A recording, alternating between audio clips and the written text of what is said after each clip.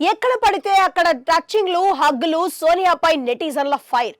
ఆడపులి అసలు దీనికి అర్థం తెలుసా? అందులోని లక్షణాలు ఏమైనా సోనియాకు ఉన్నాయా?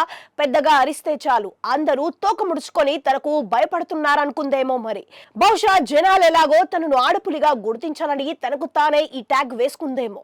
విష్ణుప్రియాని ఆడుకున్నాం, మరి ఇదేంటో. పోనీ ఆ తోక తగిలించుకున్నందుకైనా ఆ పేరుకు న్యాయం చేస్తుందా అంటే అది లేదు. పైగా రోజు రోజుకి తన ప్రవర్తనతో అందరితో చీకొట్టించుకుంటుంది.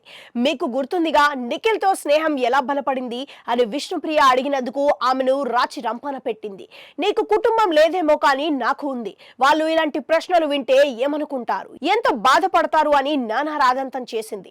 ఆ ముగ్గురికి హగ్గుల తాత్ కట్ చేస్తే ఒక నిఖిల్ ఏం కర్మ. పృథ్వీ అభయలకు సైతం నిత్యం హగ్గులు పంచుతోంది. స్నేహం అన్న పదానికే అర్థం మార్చేస్తోంది. వాళ్లతో కూర్చున్నప్పుడు తన చేతులు ఆమె ఆధీనంలోనే ఉండట్లేదు. గడ్డం నిమరడమో, కాళ్లపై చేయి వేయడమో, చేతుల్లో చేయేసి పట్టుకోవడమో ఇదే తంతు. బిగ్ బాస్ లైవ్ చూసే వారికైతే ఈమె ప్రవర్తన చూసి తలబొప్పి కడుతుంది.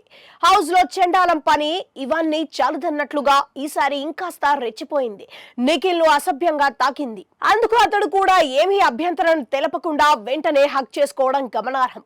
ఈ విషయంపై సోషల్ మీడియాలో సోనియాను నెటిజన్లు దుమ్మెత్తిపోస్తున్నారు. ఎలిమినేట్ చేయండి మహాప్రభు అని.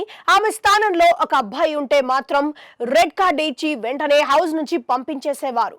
అదే ఈ సోనియాకు కనీసం గడ్డి పెట్టే వాళ్ళు కూడా లేరు. హౌస్ లో ఇలాంటి పిచ్చి చేష్టలకు చెక్ పెట్టకపోతే బిగ్ బాస్ షో ఫ్యామిలీతో కలిసి చూడటం కష్టమే. తనను ఎలిమినేట్ చేయండి రా బాబు అని నెటిజన్లు బిగ్ బాస్ కు మొరపెట్టుకుంటున్నారు.